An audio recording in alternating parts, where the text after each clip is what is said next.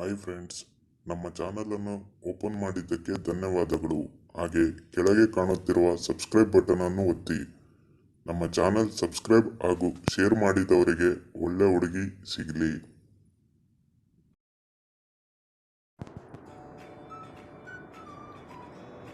ತುಂಬಾ ದಿನದಿಂದ ಮಾಡಿಸಿಕೊಳ್ಳದ ಹುಡುಗಿಯರ ತೂತು ಹೇಗಿರುತ್ತದೆ?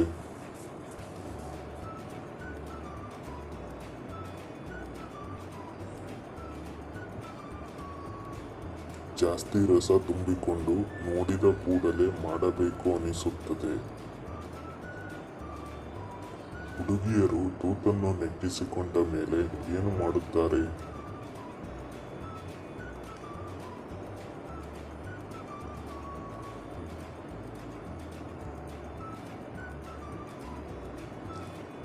ಬಾತ್ರೂಮ್ಗೆ ಹೋಗಿ ಉಚ್ಚ ಒಯ್ಯುತ್ತಾರೆ.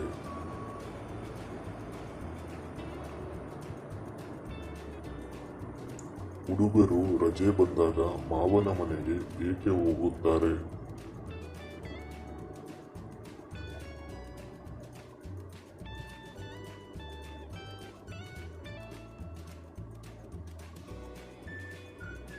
ಏಕೆಂದರೆ ಮಾವನ ಮಗಳ ತೂತನ್ನು ಅರಿಯಲು ಹೋಗುತ್ತಾರೆ.